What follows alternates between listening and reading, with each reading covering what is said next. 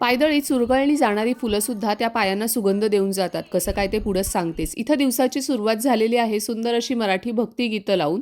तर आज मला सकाळी अजिबात उठवत नव्हतं. बाहेर धो धो पाऊस पडत होता. ढगाळ वातावरण होतं. डोळे माझे उघडता उघडत नव्हते.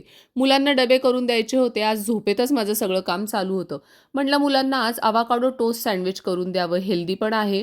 तर मी इथं अमेरिकेत नवीन आले होते त्यावेळेस हे अवाकाडो कसं चिरायचं मी याचे व्हिडिओज बघायचे. तर त्या पद्धतीने मी चिरायला गेले तर त्यावेळेस एकदा सुरी माझ्या हातात घुसली.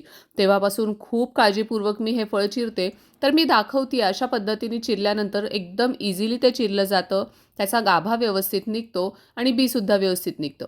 आता अवाकाडो टोस्ट सँडविच एकदम सोपी पद्धत आहे करायची. काही नाही, फक्त कच्चा कांदा, टोमॅटो आणि कोथिंबीर हे त्याच्यामध्ये टाकायचं आहे. अवाकाडोला स्वतःची अशी काही चव नसते. त्याच्यामध्ये लिंबू पिळायचं याने ते काळं पडत नाही. त्याच्यानंतर चवीनुसार मीठ टाकलं आणि काळी मिरी टाकून घ्यायची. सगळं मिक्स करायचे, एकजीव असं स्मॅश करून घ्यायचंय. इथं आता ब्रेडचे स्लाइस घेतलेत. एका स्लाइसवर हे सगळं मिश्रण लावलेलं आहे. दुसऱ्या स्लाइसला तुम्हाला आवडत असेल तर तुम्ही सॉस लावू शकता. त्याच्यानंतर बेगलचं माझ्याकडे सिझलिंग होतं ते त्याच्यावरती थोडं स्प्रिंकल केलं. त्या ब्रेडच्यावर तुम्ही लोणी, बटर किंवा तूप असं लावून छान असं तव्यावरती खमंग खरपूस असं भाजून घ्यायचंय. मुलं खूप आवडीने खातात आणि खूप हेल्दीसुद्धा आहे. आता अश्वथला सोडायला मी निघाली आहे. बाहेर धो धो पाऊस चालूच आहे. आम्ही दोघांनी जर्किन घातले, छत्री घेतली आणि निघालो. काल काय तर नुसतं उकडत होतं आणि आज काय तर धो धो पाऊस.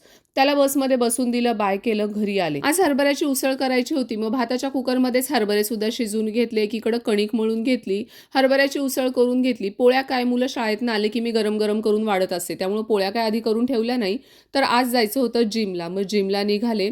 आज होतं माझं कार्डिओ वर्कआउट. मग या स्टेपर्सवरती माझं कार्डिओ वर्कआउट करून घेतलं. स्टीम घेतली, सोना घेतला आणि आम्ही दोघं निघालो घरी. तर आमच्या घराजवळ एक गुलाबी फुलांचं झाड आहे. मी मागच्या व्हिडिओमध्ये तुम्हाला दाखवलं होतं.